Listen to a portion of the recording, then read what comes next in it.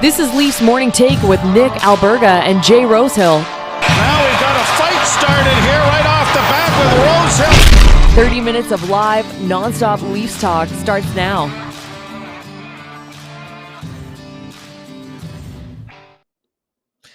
And so Marner breaks the point streak record, but the Leafs lose again in overtime. This is a recording. It's the Monday edition of Leafs Morning Take. Nick Alberga and Jay Rosehill with you. Rosie, hope you had a fantastic weekend. Be honest, do you even watch OT anymore at this point? Man, they suck at overtime. What is the deal? How are you that good of a team and have all those studly offensive guys that would just lick their lips at 3-on-3, all the ice in the world, and they cannot friggin' win one? It's weird. Dude, it's always the same fucking show. So the opening face-off, the Leafs go on an offensive rush. They turn the puck over. The other team comes the other way and they score. But to that point, and again, I'm not going to rip on the goaltending because Matt Murray's been an incredible story. So is, Ilya Samsonov. But that's probably one he wanted to have back. It wasn't a pretty goal, but again, you're not going to get every stop, right? Yeah, it was probably the first game that I saw where Murray or Samsonov just kind of looked like they kind of had a couple of ones they would have rather have back. Whoop-de-doo. Yeah. I mean, it's friggin' first week in December, and that's the first time we've said that. And he still gave them a chance to win, obviously. So no worries there. But yeah, I mean, if he stood on his head that night, it could have been maybe a different story. But like you said, man, they've been really solid in the goaltending position. So no worries. It's just funny how those guys cannot get it done in overtime, and then it's the same show every time. Win the faceoff down, back it goes in the net like crazy. And it feels like every time I tweet out the Leafs record in OT and people say, no, this is the one they win. And no, it's sadly not the one they win. But Tampa wins it 4-3. We're going to get to that game. Remember to subscribe. Tap that like button. Leave us a review wherever you're checking us out. Don't forget to visit theleafsnation.com for the very latest on all things Toronto Maple Leafs. Thoughts, comments, concerns, or questions. Drop us a line in the chat down below here on YouTube. We'll get to that later on in the show. But for now, we get over the boards. So as mentioned, back on the weekend on Saturday night, I think the most important part for yours truly, the 11-game point streak continues. They're 8-0-3, have not lost a game in regulation since November 11th. What did you make of that 4-3 OT loss on Saturday night to Tampa, Rosie? Yeah, it's getting to be a long time since they've lost in regulation, it seems like. But not too bad, kind of an up and down game. It's honestly kind of frustrating, the throwback to last year's playoff. Haven't seen these guys since game 7, and we seem like we're running here and really rolling, and then we kind of little bit of a reality check of these guys are kind of always in our way and we don't get it done. We lose the game, and it's kind of like, are we going to see these guys in the playoffs again? And it's what you've been preaching all year, right? But the end of the day, it's one game, and we are very banged up still, and we still get a point out of the deal. Could have easily won. So kind of a toss-up for me. Would have been nice to win that and really solidify the dominant streak that they've been on, but you kind of drop one to the one team you just love to beat and kind of have a little bit of proof in the pudding of, hey, we're better this year. But at the end of the day, it's not a big deal. It's November, and they got a point out of the deal, and they are very banged up. So could have gone either way, and I'm not not looking into it too far. Yeah, a couple of things from that game. Number one, I wasn't, I'm not usually the person to bang on officiating, but I wasn't crazy about some of the calls in the second half of that game. As we talked about on Friday, special teams is going to be a factor, and it certainly was. That Tampa power play is one of the best in the league. So is Toronto's. I know they've been struggling. They finally score on the power play in that game, but some of the calls were sort of chintzy. You hate to see that, especially in a rematch of a postseason meeting. They go 7 games. You want to see the players aside matters. The other thing I noticed is, again, it's just reaffirming Andrei Vasilevskiy, in my opinion, could go down as the best goaltender ever, period, by the way. He's still relatively young in his career. You look at the track record. This guy is Mariano Rivera. You watch that game on Saturday. How many 10-bell saves, how many important saves, how many stopper saves did Vasilevskiy make in that game? And again, these guys don't grow on trees, or select few of them in this league. But that again, was my major takeaway. You even look back at the springtime where Tampa probably wins that series, is because Andrei Vasilevskiy is just ridiculously good. I thought he was excellent again on Saturday. Yeah, he is solid. I've never thought of him. I never stopped to think about him as his spot in like history, but he's starting to rack up quite the resume for a young goalie, and he's just one of those Yeah. guys where it's like when you think of that team, you just think of we got to get through him, and he's capable of standing on his head, and he does it all the time, and he can do it in big games, and he's proven himself like consistently over the last 3-4 years. It's just kind of Yeah. yeah, it's he's a really good goalie, and when you play against guys like that, you got to find a way to beat them. And obviously the Leafs had trouble doing that in the playoffs at certain times last year. I think he basically stole the series for him, especially in like that game 6 and 7. So yeah, good on him. And we could run into another tough goalie here this week. So those are part of the NHL. You got to beat those tendies, and you want your guys to be one of those goalies. And like you said, they're not a whole lot of them. They don't grow on trees. So when you get a hold of one, you hold on tight to those generationally talented goalies, I guess you'd call them. There's no doubt about that. And as you mentioned, Jake Ottinger could be coming up on Tuesday night. Although I would say in the last couple times Toronto has played Dallas, they always seem to go to Scott Wedgwood. They did earlier this season as well. They won at Scotiabank Arena, so maybe look out for that as well. And maybe it's a blessing in disguise the Leafs don't get Jake Ottinger, although Wedgwood's played them really, really tough the last couple of years. But I don't care who you are in this league. You can be Austin Matthews. You can be Connor McDavid. When you see Andrei Vasilevsky at the other side of the rink, it hampers your decision making. It has to. And the guy's an absolute closer. I'm just always so thoroughly impressed with the guy. And ditto with Mitch Marner. So he gets a 19-game point streak. I thought it was one of his better games of the 19. He was everywhere. Scores shorthanded. Scores on the power play. Like, the guy's doing everything right now. And for as much shit as I talked in October, he's backing it up now. Like, he's not sulking anymore. He's smiling. He's having fun. And he's dictating the play. It's very similar to me. We saw Marner a couple years back. I think in year 1 with John Tavares, the puck is always on this guy's stick, Rosie. Yeah, he is. I mean, he got that record with like a bit of an exclamation point too, right? He Yeah. didn't limp in with a secondary assist or an empty netter like the game before, but definitely an exclamation point for him in my mind. And I look at it and I'm starting to be like, not that it matters at all, but like Austin Matthews is kind of for a little while now playing second fiddle to them. And Austin Matthews is playing just fine, racking up points and everything. But as far as the explosiveness and the spotlight and the complete dictation of the play, Mitch Marner has grabbed that baton and he's running with it right now. And no better example than on Saturday when he, a 2-goal performance when, all the pressure in the world and is on his shoulders against a very good team with all the reason in the world to kind of, not maybe get her done or run into some problems or whatever. He just nails the door shut, and now he's got the record. I think he's probably happy. It's been weeks of talking about that. Now he can move on and start working on other things. And whenever that streak ends, it doesn't matter. He's got her. So good on him for getting it done. It's nice to see. And he's deserved it, man. Like you said, he's just controlling everything out there, and he's just solidifying himself even more so as just one of those dominant players in the league.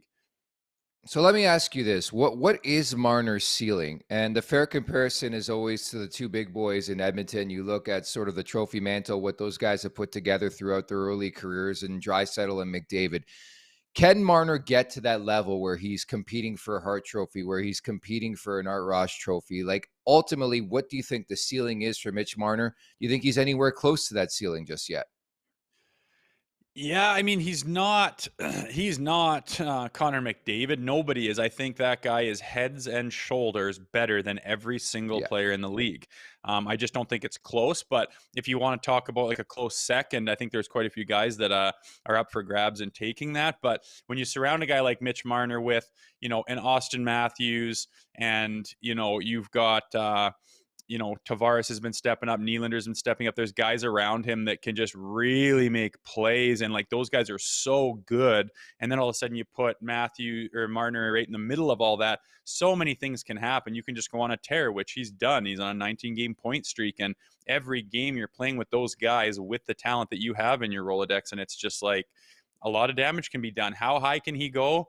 I don't even think he knows, but, I'm going to say right now, he is not a guy that's in the conversation with that man in Edmonton. Nobody is, but he's proving that he's one of those guys that's like fighting for that, certainly like top 5 in the league type of prowess. Yep. And the streak that he's on kind of proves that.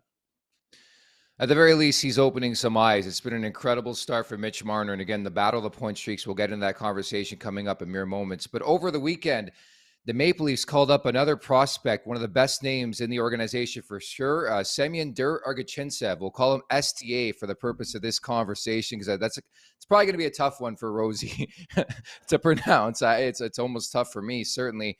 But he could make his NHL debut coming up tomorrow night against the Dallas Stars. His Marley season so far, 20 games, 6 goals, 12 assists, 18 points, 2018 third rounder. He's coming off a really, really good showing in the preseason. And I like when teams reward their prospects, right? Like, that's been a prevailing story for me early on in this season. I think for the first time in a while, we're seeing some prospects within the Maple Leafs actually take that next step. You look at Pontus Holmberg seemingly come out of nowhere, Mac Hollowell, like, these are good stories. And especially when you have this current configuration of the big four making that type of coin, you can throw Riley into the conversation as well. You need guys on ELCs to step up, and they've seen it so far this season, Rosie.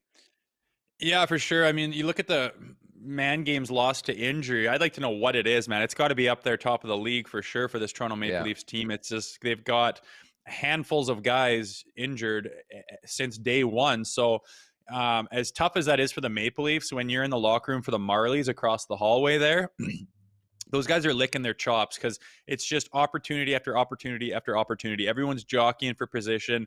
Every weekend that you have, their games down there, they're saying, whoever shows up this weekend could very well, make that trek to the Maple Leafs locker room. And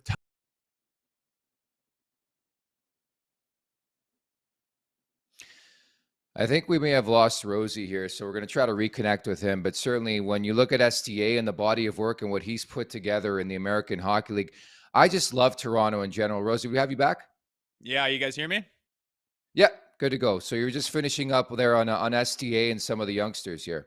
Yeah, apologize. I don't know what happened there, but these guys are getting so much opportunity right now, and they're getting man games in the NHL that they wouldn't have got if they had a healthy locker room in the Toronto Maple Leafs. And I think it's just been great that so many guys that have done. Have you ever seen a guy come up and just he clearly wasn't ready? He just kept getting run over.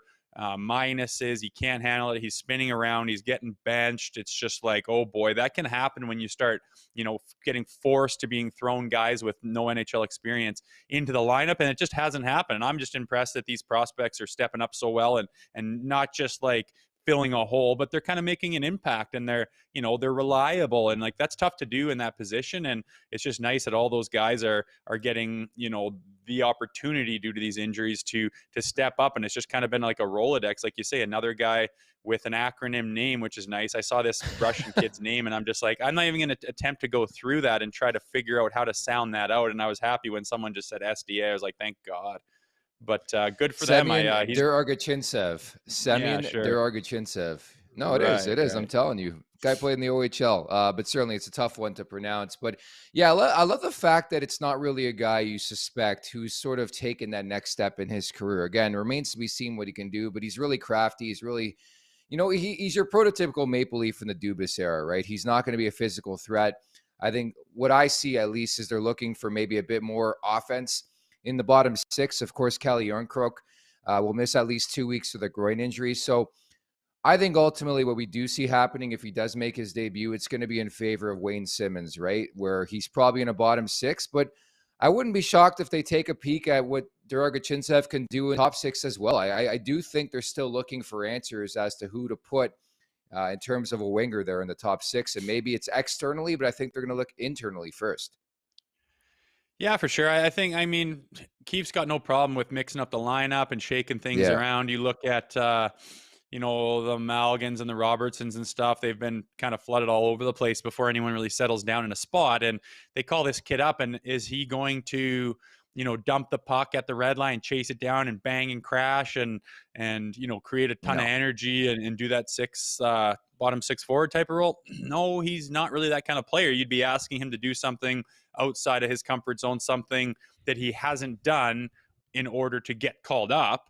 He's done other things for the Marlies. He's been like he's a young, skilled Russian hockey player. He wants to play, skill hockey and try to create offense. So, it'll be interesting to see where he goes, but nonetheless, he's going to try to make the most. And like you say, if he can go down to that bottom six and provide any kind of offense, I mean, that would be a big bonus for them. But also, like you say, why not try him up with some other guys with his skill? He's more suited to play with some of those top six guys. Although, when you're the number guy on the call up list, it's not like you're going to be sitting there on the top couple lines with those big boys for very long and just hanging out. You gotta, if you get a taste, you better make some hay while the sun shines. But again, we'll see what he's got, and he's earned it to get the call up, and he's been doing good things down in the minors, and now is his shot. So it'll be interesting to see what he does with it. I imagine, he's not going to shoot the lights out or be a world beater, but it'd be nice if he gets some experience and can do some things.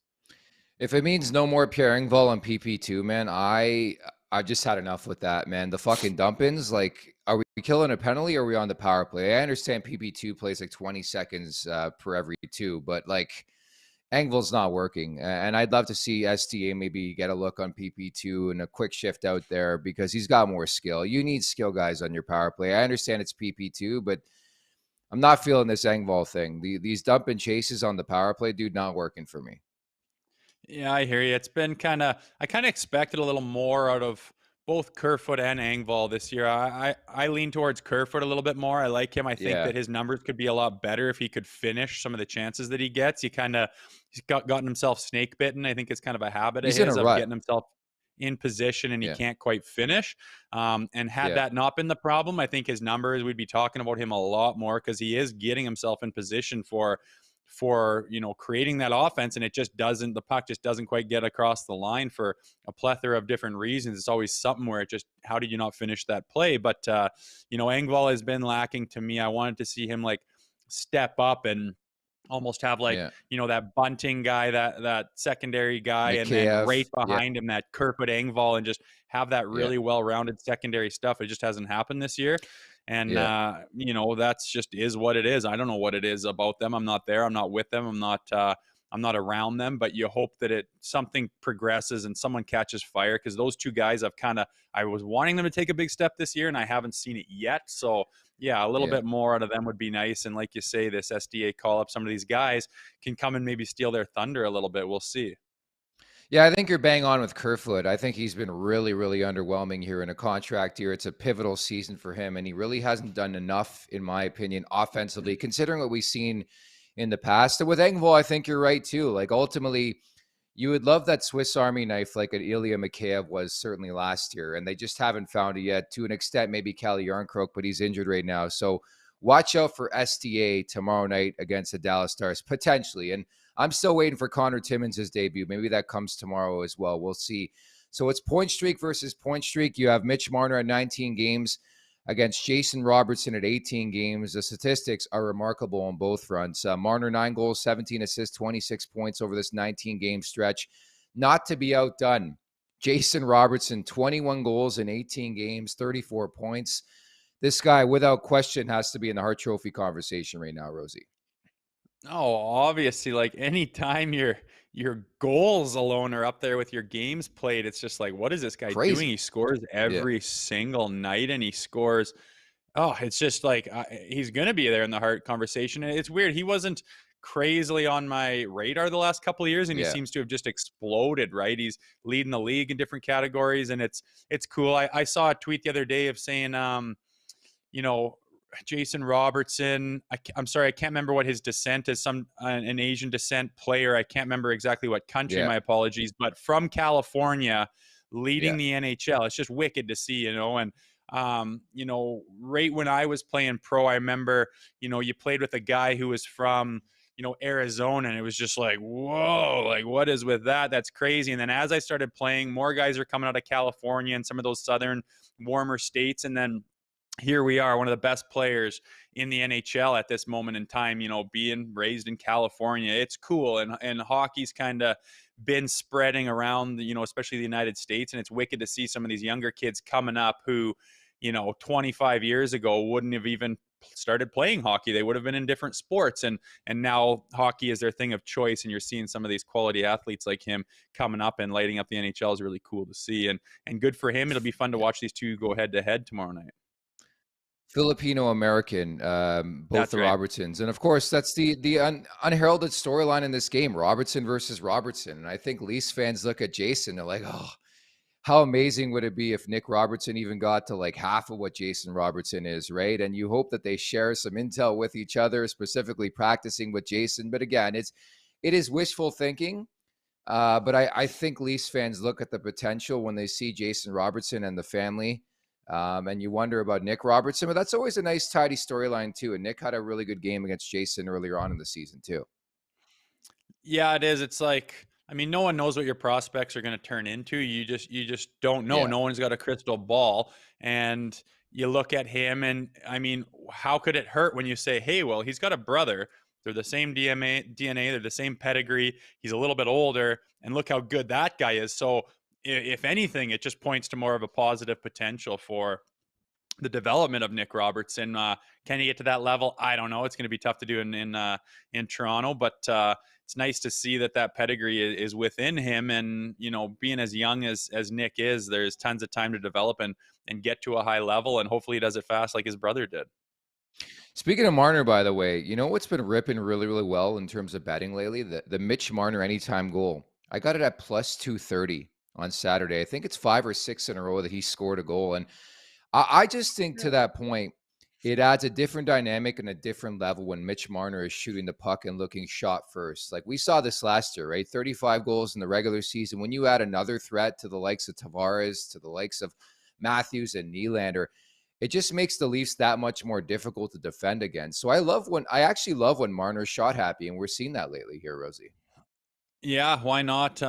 Him and Matthews. I can't remember which one of them had 8 shots on Saturday. It's like, Yeah. holy, are you ever zipping the puck towards the net? And, when you're playing a guy like Vasilevsky, to your point, man, you're going to have to get all the cracks you can at that guy to break him. I mean, you're not going to put up, 25 shots and expect to score 4 goals on that guy. So it's nice to see their pepper in the net. And I mean, that just shows me how much confidence he has to get that many shots on net and to be scoring that often. He's getting the puck in valuable positions, and he's finishing. He's got confidence. He's buzzing. Guys are giving him the puck, and he's just peppering the goalie. And I mean, obviously everything's going right when you're on a heater like that. And I don't know. I don't think it's going to stop anytime soon. It might cool down a little bit, but I'd like to see some of the guys beside him just start winding it up too. And hopefully they do that kind of in the new year and right before the springtime, and everyone just starts rocking and rolling, and they can just shithole teams. I would like to see them just blow the doors off somebody in the first round.